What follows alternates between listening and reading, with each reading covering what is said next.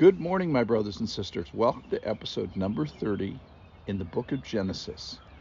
I'm going to ask a question today about the fall, about the curse. And the question is, when did God know? Specifically, what did God know when he walked in the garden of the cool of the day? That's the first question I was thinking about. So let me just take us back. We've already done all of Genesis chapter 3. We're ready to move on to chapter 4 theoretically. And I want to ask another question about the fall chapter, which is all of Genesis 3. Genesis 3:6. I'll just start there. She took of its fruit and ate, and she also gave some to her husband who was with her, and he ate. Then the eyes of both were opened, and they knew that they were naked. And they sewed fig leaves together and made themselves loincloths. Verse 8, 3:8. And they heard the sound of the Lord God walking in the garden in the cool of the day. And the man and his wife hid themselves. So my question is, what did God know when he walked in the garden in the cool of the day?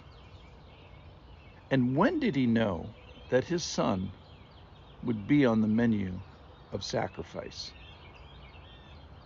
When he was walking in the cool of the day of the Garden of Eden, he knew of the anguish that would be in another garden, in the Garden of Gethsemane, and he already knew that, and yet he pursued. And you know the part of the story where God questions Adam and Eve. He gets to that point and he says, "Where are you?" Well, he knew then of a day in Jerusalem that was to come, and yet he already knew, and yet he pursued. And then he asked, "Who told you that you were naked?" And before he even asked that question, he knew of the Last Supper. He knew, and yet he pursued. And then he asked, "What is this that you have done?" And he knew then of the suffering that it would require. He already knew, and yet he pursued. When he called to man, he knew that Jesus would be abandoned. He already knew, and yet he pursued. And when he made the oceans, he knew that Jesus would weep over Lazarus and weep over Jerusalem. He already knew, and yet he pursued. And when he made the greater lights and the lesser lights, he knew of the 3 hour of darkness that would come. He already knew, and yet he pursued. And when he allowed the serpent, he knew that one day he would put him in the lake of fire.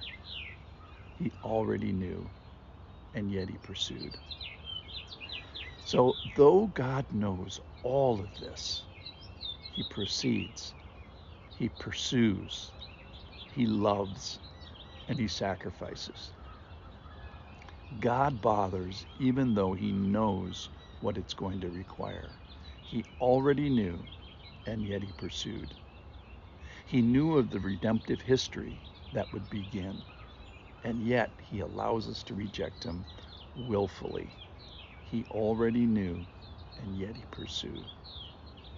He allows us to receive him willingly, knowing all of the end from the beginning. He still forms, he still fills the earth, he still manifests himself and becomes present. He walks in the garden knowing all of this. And I respond. I don't know if I've ever felt more loved by God. I don't know if I've ever felt more valued and more pursued. So now we know what he knew then. And knowing what he knew then, knowing that he's still pursued, what are we to do? So in conclusion, when I think about what did God know when he walked in the garden in the cool of the day? And when did he know that his son would be on the menu?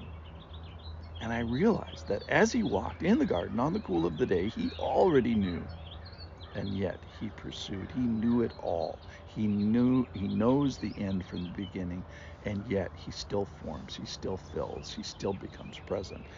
He walks in the Garden of Eden knowing all of this. So now we know what he knew then. And knowing what he knew, what are we going to do?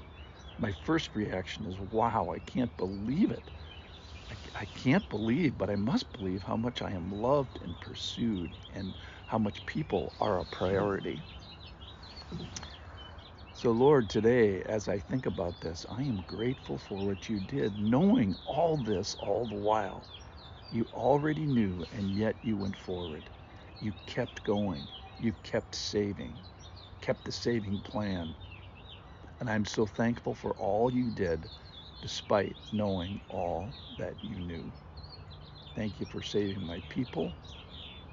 Thank you for saving me. Help us to keep in our knowledge all that you knew and when you knew it. Thank you for listening.